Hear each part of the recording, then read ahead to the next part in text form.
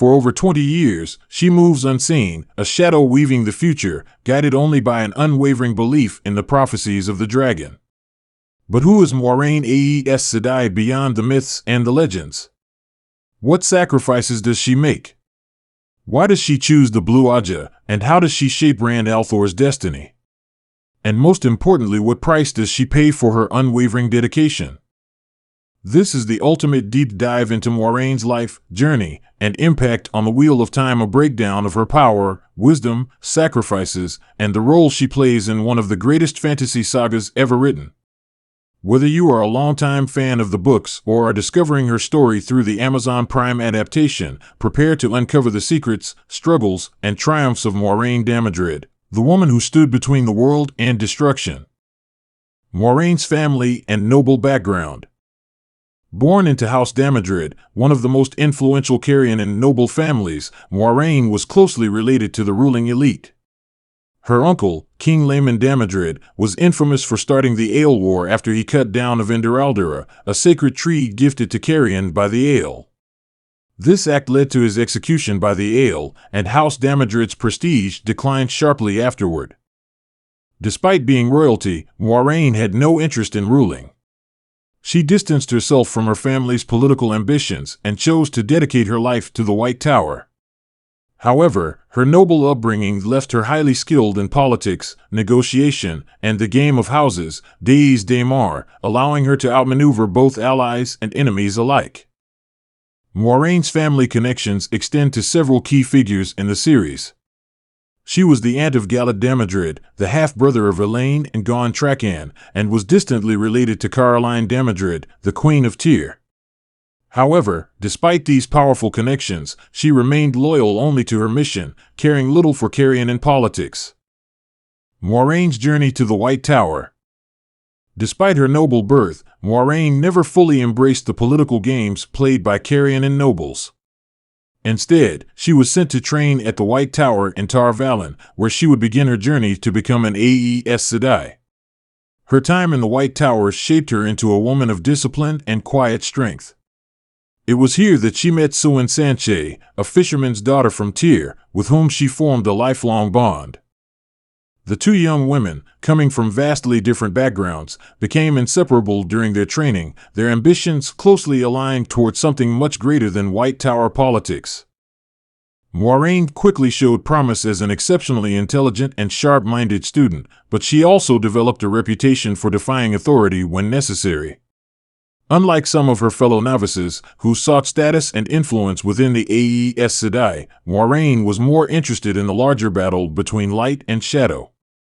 Her keen mind, strategic thinking, and ability to navigate dangerous situations made her one of the most skilled initiates of her time. Upon being raised to Aes Sedai, Moiraine faced a critical decision which Ajah to join. Though she could have easily chosen the politically dominant Grey Ajah, the warrior-minded Green Ajah, or the dogmatic and aggressive Red Ajah, she instead chose the Blue Ajah, setting the course for her life's greatest mission. Why Moiraine chose the Blue Ajah? The Blue Ajah is known for its dedication to causes, justice, and the pursuit of knowledge. Unlike the power-hungry Red Ajah, the politically driven Grey Ajah, or the battle-ready Green Ajah, the Blues operate as a vast network of spies, investigators, and seekers of truth. Their members rarely stay in the White Tower, instead traveling the world to gather intelligence, influence leaders, and work toward greater causes. For Moiraine, the choice was clear. The Red Ajah's hatred of men who could channel was in direct conflict with her mission to find the Dragon Reborn, a man destined to wield the One Power on a scale unseen since the Age of Legends. The Green Ajah, while formidable in battle, was too focused on war rather than the delicate manipulation and secrecy required to find the dragon. The Grey Ajah's obsession with law and mediation would have burdened her with political obligations rather than allowing her to act freely. By choosing the Blue Ajah, Moiraine secured a life of independence, access to the Ajah's vast intelligence network, and the ability to pursue her cause without interference. She needed to move undetected, far from the influence of the White Tower, to uncover the greatest secret of the age, the identity of the Dragon Reborn. The Blue Ajah's mission-driven nature matched her own personality perfectly. Moiraine was not interested in sitting in the hall of the tower, making laws and debating policies. She was a woman of action, willing to cross the world, endure hardship, and even defy the Merlin seat if it meant fulfilling her duty. Her choice to become Blue Ajah was not about personal power, it was about ensuring the survival of the world. Moiraine's connection to the prophecy of the Dragon Reborn. The prophecies of the dragon foretold that Luz Darren Telamon, the dragon of the Age of Legends, would be reborn to either save or destroy the world. The White Tower had known for centuries that the last battle, Tarmon Gaidon, was inevitable, but few Aes Sedai took the prophecy seriously until Moiraine and Siuan Sanche uncovered a dire truth. During their training in the White Tower, they learned that the dragon had already been reborn, fulfilling a crucial part of the prophecy. The Merlin seat at the time, Tamra Ospina, secretly sent out trusted Aes Sedai to locate the newborn dragon, knowing that if the Dark One's forces found him first, all hope would be lost. However, these Aes Sedai were assassinated, likely by members of the Black Ajah, an Aes Sedai faction secretly serving the Dark One. With their mission exposed, the White Tower could no longer act openly, and the burden fell on Moiraine and Siuan Sanche to find the dragon in secret. Knowing that the wrong hands could manipulate the dragon into becoming a force of destruction, Moiraine embarked on a 2-decade-long journey across the lands, investigating birth records, omens, and rumors in hopes of discovering the child who would shape the future of the world. Her search led her to the isolated region of the Two Rivers, where she found Rand al'Thor, Mat Cauthon, and Perrin Ibarra, 3 young men who could all fit the prophecy. The moment she arrived in the Two Rivers, the fate of the world was set in motion. Moiraine and Lan Mandragoran.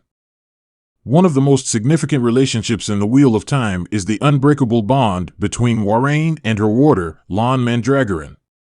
Their partnership is far more than a simple warrior and mage dynamic. It is built on trust, mutual respect, and a shared purpose that extends beyond mere duty. Lan, the last surviving prince of the fallen kingdom of Malkier, was raised to be a warrior dedicated to avenging his lost homeland and fighting the shadow until death. His life was one of endless battle, seeking no personal joy, purpose, or future beyond war. When Moiraine found him, she recognized his unmatched skill as a fighter, but more importantly, she saw in him a man who needed direction, just as she did. By bonding Lan as her warder, Moiraine gave him a new cause, one far greater than his personal vengeance: the quest to find and protect the Dragon Reborn. For Lan, this was the first time in his life that his fight against the Shadow had a greater purpose beyond simple survival. Why Moiraine and Lan's bond is unique. Unlike most Aes Sedai, Moiraine does not see Lan as a mere bodyguard. She trusts him as an equal, a strategist, and a partner in her mission. Their bond is deeply personal but never romantic. It is built on duty, mutual understanding, and shared burdens rather than emotion or physical attraction. Lan's combat skill is unmatched, and without him, Moiraine would have been vulnerable to assassins, dark friends, and the Shadow's forces long before she found the Dragon Reborn.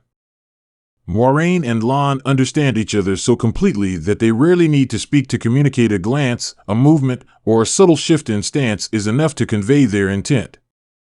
Lan's fierce loyalty is tested many times throughout the series, especially as he is torn between his bond with Moiraine and his growing connection with Nynaeve Almira. Despite his eventual shift in allegiance, Lan's respect and devotion to Moiraine never waver, even after she is presumed dead. Their bond is one of the most powerful and enduring connections in the entire series, representing trust, sacrifice, and a shared burden that neither could carry alone. Moiraine's role in guiding Rand al'Thor. Finding the Dragon Reborn was only the first step in Moiraine's long and dangerous mission. Once she identified Rand al'Thor as the prophesied savior, her task became infinitely more difficult: guiding, protecting, and preparing him for the last battle. Rand was not the leader the world expected him to be. At first, he was simply a farm boy from the Two Rivers, with no understanding of his true power or destiny. Moiraine had to carefully manage his growth, knowing that if she pushed him too hard, he would reject her guidance entirely, but if she was too lenient, the forces of the Shadow would manipulate him instead. Rand both respects and resents Moiraine throughout their time together. He sees her as manipulative and controlling, yet he also recognizes that without her, he would never have survived long enough to embrace his destiny. Moiraine's guidance is one of the most crucial elements in shaping Rand into the Dragon Reborn. Without her influence, it is likely that he would have been destroyed by either the Shadow or his own fear long before Tarmon Gaidon. Moiraine versus the White Tower politics. While the White Tower is a beacon of knowledge and power, it is also a web of political intrigue, manipulation, and division. Moiraine, despite being an Aes Sedai, often finds herself at odds with the Tower's leadership, particularly because of their fear and mistrust of the Dragon Reborn. Moiraine understands what most of the Aes Sedai refuse to accept, that the dragon cannot be controlled by the White Tower. Many Aes Sedai see Rand not as a savior, but as a dangerous weapon that must be leashed and guided. The Red Ajah, in particular, views all male channelers as a threat and would rather gentle him, cut him off from the One Power, than allow him to fulfill the prophecy. Challenges Moiraine faces in the White Tower. Suan Sanche, the Amerlin seat, is her only true ally, but even she is bound by Tower politics. The Hall of the Tower resents Moiraine's independence, seeing her as reckless and defiant. The Black Ajah actively works against her, as they fear she will successfully guide the dragon. Many sisters believe Rand should be controlled or neutralized, which goes against everything Moiraine stands for. Moiraine skillfully navigates these dangers, but she is ultimately forced to operate outside of the White Tower's authority. She chooses to act alone, rather than become entangled in endless debates and power struggles that would slow her down. Her defiance of the Tower's wishes makes her a dangerous enemy to many Aes Sedai, but it also ensures that she can protect Rand from their schemes. Moiraine's fate and the impact of her sacrifices. Moiraine's most defining moment in the Wheel of Time comes in the Fires of Heaven, when she faces off against Lanfear, one of the most powerful and dangerous Forsaken. Lanfear, who was once Moiraine Arenale, was not only a formidable wielder of the One Power, but also obsessively in love with Lews Therin Telamon, the original dragon. She believed that Rand al'Thor, as Lews Therin Reborn, was meant to be hers and hers alone. When she discovers that Rand has grown close to Aviendha, her jealousy and possessiveness boil over into murderous rage, making her determined to eliminate both Egwene and Aviendha. Moiraine, who had foreseen this moment through her experience with the Terengrial and Meridian, realized that she was the only one who could stop Lanfear before she destroyed Rand and those closest to him. In one of the most shocking moments in the series, Moiraine sacrifices herself in an act of selfless bravery, tackling Lanfear into a mysterious Terengrial, a magical portal that leads to another world. The Terengrial melts away after they pass through it, leaving no trace of their fate. For all intents and purposes, Moiraine vanishes from existence, and her bond with Lan is suddenly severed, an act that only happens when an Aes Sedai dies. To Lan and the others who witness it, there is no doubt Moiraine is dead. However, in reality, Moiraine is not dead, but trapped in an alternate realm, the world of the Elfin and Eilfin. These strange beings exist in a dimension separate from the main world of the series, bound by their own twisted laws and rules of exchange. It is a place where those who enter must offer something in return for knowledge or power, and Moiraine becomes their prisoner, unable to leave without outside help. Her sacrifice has enormous consequences for the world. With Lanfear removed, Rand is temporarily free from her manipulation and deadly obsession, but he is also left without Moiraine's guidance at a time when he needs her the most. As the world moves closer to Tarmon Gaidon, the last battle, Rand struggles with madness, paranoia, and the increasing burden of leadership, and Moiraine's absence leaves him more vulnerable to external threats and inner turmoil. Years later, however, her story takes an unexpected turn. Tom Merrilin, Mad Cawthon, and Noel Cherin embark on a daring rescue mission to retrieve Moiraine from the Elfin and Eilfin's grasp. Using their wits, luck, and the secrets they have learned about these strange creatures, they infiltrate the Tower of Genjie, the only known gateway between worlds. Inside, they discover Moiraine in a weakened state, her once formidable strength in the One Power drastically reduced. The creatures had drained much of her ability, leaving her far weaker than she was before. Despite her diminished power, Moiraine remains a vital force in the final battle against the Shadow. Her wisdom, insight, and influence over Rand are more important than sheer strength, and her return marks a turning point in the war against the Dark One. Though she is no longer the powerful Aes Sedai she once was, she proves that true strength does not come from magic alone, it comes from resilience, sacrifice, and the ability to guide others toward their destiny.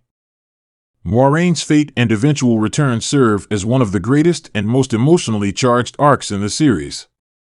Her sacrifice cements her legacy as one of the most selfless and courageous figures in the Wheel of Time, while her return reminds readers that even in a world shaped by prophecy, fate is never absolute sometimes. It takes the will of a few determined souls to bring back those who are lost. Why Moiraine is one of fantasy's most iconic characters.